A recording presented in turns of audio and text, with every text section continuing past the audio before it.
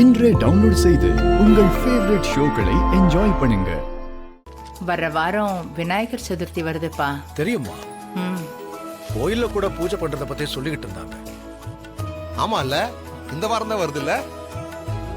மார்க்கெட்டுக்கு போகும்போது பார்த்தேன், பிள்ளையார் சிலையாவே இருந்தது. உண்மையாவே கோலாகலமா இருக்க போகுது. நம்ம வீட்லயும் நம்ம வழக்கமா பண்ற பூஜையெல்லாம் பண்ணணும் ரகு. அதுக்கு என்னம்மா, ஒரு குறையும் இல்லாம பண்ணிடலாம்.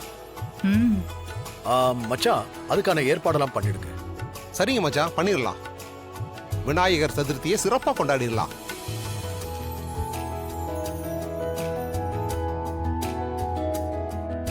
மாயா, விநாயகர் சதுர்த்திக்கு நம்ம கடையிலயும் ஆஃபர்லாம் போட்டிருக்கோம்.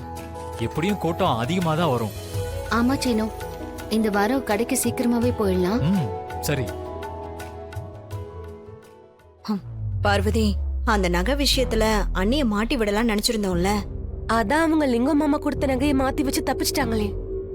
அப்ப அவங்க தப்பிச்சிருக்கலாம். ஆனா இந்த தடவை அவங்கள எப்படி மாட்டி விடுறன்னு மட்டும் பாரு. என்ன பண்ண போறீங்க? அங்க வந்து பாரு.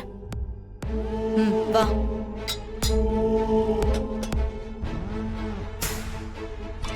அம்மா, பூஜைக்கான பொருள் எல்லாத்தையும் வாங்கி வச்சிட சொல்லுங்கம்மா. சரி. அதுக்கு என்ன, நானே போய் வாங்கிட்டு வந்துடுறேன்.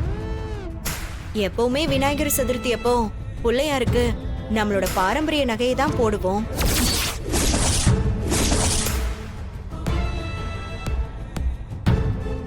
மூணு நாள் அந்த நகையை போட்டு பூஜையெல்லாம் பண்ணுவோம். அதுக்கப்புறம் தான் குளத்துல போடுவோம்.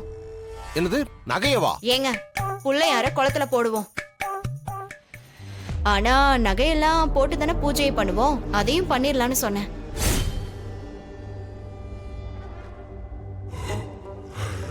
அண்ணா, அன்னிக்கிட்ட சொல்லி அந்த நகையெல்லாம் போட்டு அலங்காரம் பண்ணிட சொல்லுங்க.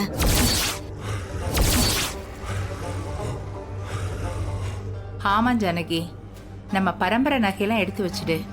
நம்ம எப்பவும் போல பண்ணிடலாம்.